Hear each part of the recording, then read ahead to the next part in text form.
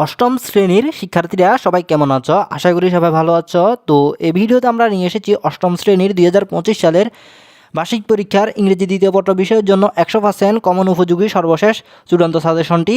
তো আমাদের এই চ্যানেলে এভাবে প্রতিনিয়তই তোমাদের সকল বিষয়ের সাজেশন সম্পূর্ণ ফ্রিতে আপলোড করা হচ্ছে। তো তোমরা সেগুলো পাওয়ার জন্য অবশ্যই আমাদের এই চ্যানেলটি সাবস্ক্রাইব করে নোটিফিকেশান অন করে রাখতে হবে, যাতে সাজেশনগুলো আমরা আমাদের এই চ্যানেলে আপলোড দিলে তোমাদের কাছে নোটিফিকেশান পৌঁছে যায়। আশা করি বুঝতে পেরেছো।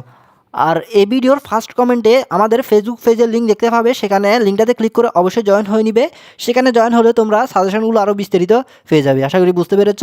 তো শিক্ষার্থীরা, এখানে আমরা কথা না বাড়ি আমরা ভিডিওর মূল বিষয় আসি। তোমাদের ইংরেজি দ্বিতীয় পত্র বিষয়ের সাজেশনগুলো আমরা উত্তরসহ বিস্তারিত দেখি। তো অষ্টম শ্রেণীর শিক্ষার্থীরা, আমরা স্ক্রিনে তোমাদের ইংরেজি দ্বিতীয় পত্র বিষয়ের সাজেশনটা দেখতে পাচ্ছি। তো এখানে আমরা প্রথমে দেখতে পাচ্ছি পার্ট এ গ্রামার, যেখানে রয়েছে 30 মার্কস। তো এখানে তোমাদের 1 নম্বর প্রশ্নে বলা হয়েছে fill in the blanks with suitable words from the box. তো এখানে আমরা বক্সে কিছু শব্দ দেখতে পাচ্ছি। তো এখানে তোমাদের কাজ হলো, আমরা বক্সে যে শব্দগুলো দেখতে পাচ্ছি এই শব্দগুলো নিচের খালি জায়গায় কোনটা বসবে সেটা ঠিক করা। তো এখানে বক্সের শব্দগুলো numerous, early, suitable, ages, the, maintain, make, more ever, fresh, a. তো এখানে আমরা এগুলো কোন জায়গায় কোনটা বসবে দেখি। Morning walk is an exercise, তো এখানে এ নাম্বার হবে সুইটেবল।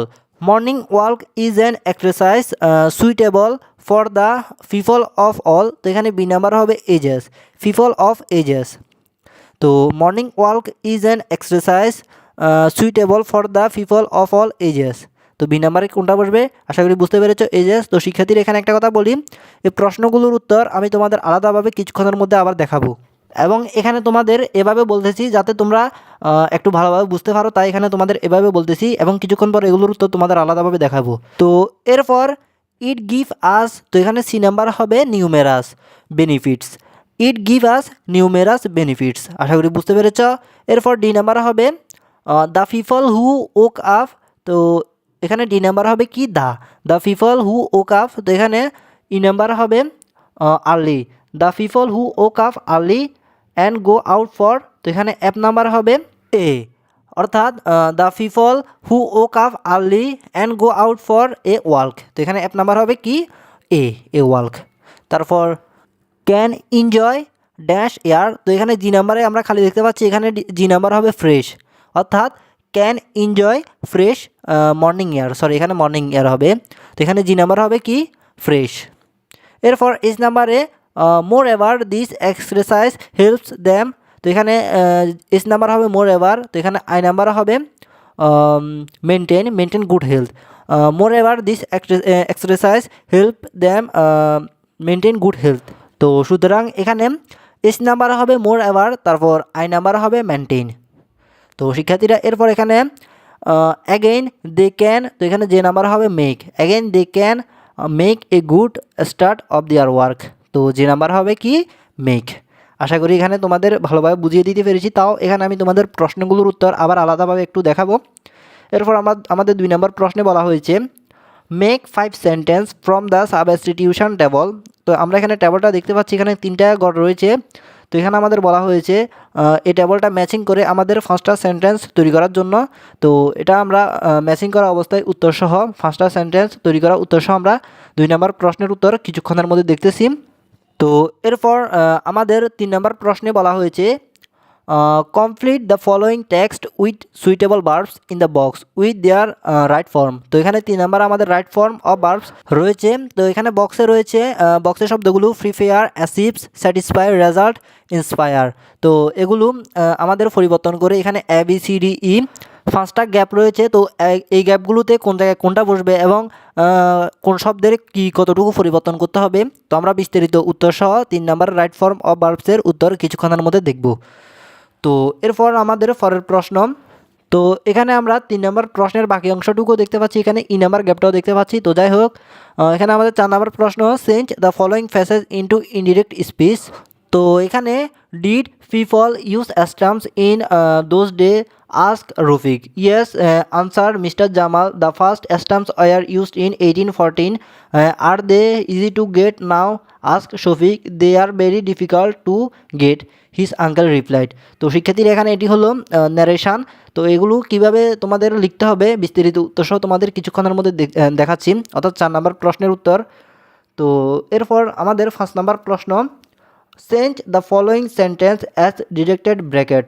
তো এখানে আমরা ব্র্যাকেটের মধ্যে যে লাইনগুলো দেখতে পাচ্ছি এগুলো আমাদের চেঞ্জ করতে হবে। তো এখানে 5 নম্বর প্রশ্নটি এক কথায় বলতে গেলে এটি হলো চেঞ্জিং সেন্টেন্স। তো এটি আমরা দেখি, Bangladesh is a land of scenic beauty, এখানে A number Cox's Bazar is the longest sea beach in the world, তো এটি পজিটিভ করতে হবে। তারপর B number everybody knows this, তো এটি ইন্টারোগেটিভ করতে হবে বি নাম্বার প্রশ্নটি।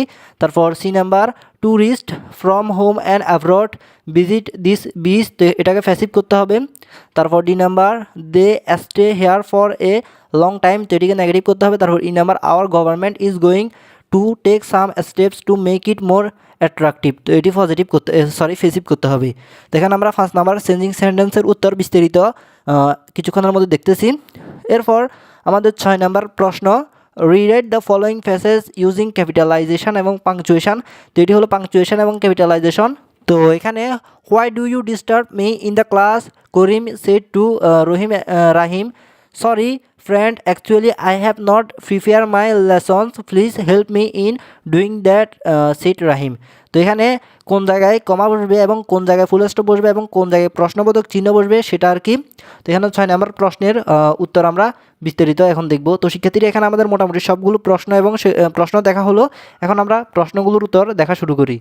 তো আমরা স্ক্রিনে প্রশ্নগুলোর উত্তর দেখতে পাচ্ছি, এখানে আমাদের পার্ট এ গ্রামার। তো এখানে আমি এক নম্বর প্রশ্নগুলোর উত্তর তোমাদের বলেছি, তাও এখানে দেখে নাও। এ হবে সুইটেবল, বি হবে এজেস, সি হবে নিউমেরাস, তারপর ডি হবে দা, তারপর ই হবে আর্লি, এফ হবে এ, জি হবে ফ্রেশ, বি হবে মোর এভার, তারপর আই হবে মেনটেন, জি হবে মেক। তো শিক্ষার্থীরা এখানে আমরা 1 নম্বরের উত্তর দেখলাম, এরপর আমরা 2 নম্বরের ম্যাচিংগুলোর উত্তর দেখি। তো এখানে আমাদের বক্স থেকে 5টা সেন্টেন্স তৈরি করার জন্য বলা হয়েছিল। তো এখানে A number Zainul Abedin was born at a village in Kishoreganj in 1914, তারপর B number he did not like the hard and fast rules of schools, তারপর C number so he drew picture secretly, তারপর D number at the age of 15 he went to Kolkata, তারপর ই number at the age of 19 he got himself admitted into Kolkata government art college. তো শিক্ষার্থীরা এখানে আমাদের 2 নম্বরের ম্যাচিংগুলোর উত্তর দেখতে পেলাম 5টি সেন্টেন্স। এরপর এখানে আমাদের 3 নম্বর রাইট ফর্ম অফ ভার্বসের উত্তর দেখতে পাচ্ছি। তো এখানে এ নাম্বার হবে ইজ নট স্যাটিসফাইড, তারপর বি নাম্বারে বসবে ইন্সপায়ার, তারপর সি নাম্বারে রেজাল্ট, তারপর ডি নাম্বারে হ্যাজ অ্যাসিভড, তারপর ই নাম্বারে প্রিপেয়ার। তো এখানে আমাদের 3 নম্বর প্রশ্নের উত্তর দেখা হলো। এরপর 4 নম্বরে আমাদের ন্যারেশনটার উত্তর এখানে আমরা দেখতে পাচ্ছি। তো এখানে ন্যারেশনটার উত্তর অর্থাৎ ন্যারেশনটি এভাবে হবে, রফিক আস mister Jamil if possible had used stamps in those day, mister Jamil astonishingly replied in the affirmative and told that the first stamps had been used in 1840. At this, Shafiq asked if they were easy to get them. His uncle then replied that they were very difficult to get. তো শিক্ষার্থীরা এখানে আমরা 4 নম্বরে ন্যারেশনটার উত্তর দেখতে পেলাম। তো এখানে তোমরা দেখে বুঝতে পারছো কিভাবে এই ন্যারেশনটা করা হয়েছে। এখান থেকে তোমরা একটা ধারণা নিতে পারো কীভাবে ন্যারেশনটা করা হয়েছে, আশা করি বুঝতে পেরেছো। এরপর 5 নাম্বার, তো আমাদের 5 নাম্বারে চেঞ্জিং সেন্টেন্স। তো এখানে আমাদের এই নাম্বারকে পজিটিভ করার জন্য বলা হয়েছিল। তো এটির উত্তর হবে no other sea beach in the world is so long as Cox's Bazar, তারপর B number who does not know this, তারপর ই number this beach is visited by tourist from home and abroad. তো শিক্ষার্থীরা এরপর D number they don't stay here for a short time, তারপর ই number some steps are going to be taken to make it more attractive by our government. তো 8ম শ্রেণীর শিক্ষার্থীরা এখানে আমাদের 5 নাম্বারের চেঞ্জিং সেন্টেন্সগুলোর উত্তরও দেখলাম। এখানে তোমরা দেখেছো কোনটা কীভাবে চেঞ্জ করা হয়েছে, তো তোমরা প্রশ্নের সাথে মিলিয়ে নিও কোনটা কীভাবে চেঞ্জ করা হয়েছে। এরপর 6 নাম্বার, তো এখানে 6 নাম্বার এটি হলো পাংচুয়েশন এবং ক্যাপিটালাইজেশনের উত্তর।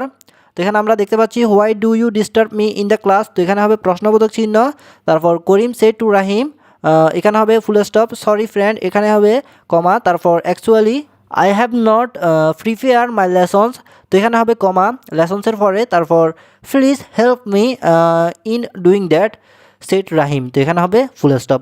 তো শিক্ষার্থীরা এখানে তোমরা দেখতে পাচ্ছ পাংচুয়েশন এবং ক্যাপিটালাইজেশন, এটা থেকে তোমাদের 5 নাম্বার তোলা একদম ইজি একটা জিনিস। তো শিক্ষার্থীরা আশা করি এখানে তোমাদের প্রশ্নগুলো অর্থাৎ সবগুলো প্রশ্ন উত্তর সহ দেখে দিতে পেরেছি। তো শিক্ষার্থীরা এটি ছিল তোমাদের ইংরেজি দ্বিতীয় পত্র বিষয়ের জন্য ফাইনাল সর্বশেষ চূড়ান্ত সাজেশন। এটা ফলো করলে আশা করি তোমরা ভালো একটা রেজাল্ট করতে পারবে। তো শিক্ষার্থীরা ভিডিওটি ছিল এটুকু। ভিডিওতে অবশ্যই একটি লাইক দিয়ে যাবে। তো দেখা হবে পরবর্তী ভিডিওতে। তো সবাই ভালো থেকো, সুস্থ থেকো, আল্লাহ হাফেজ।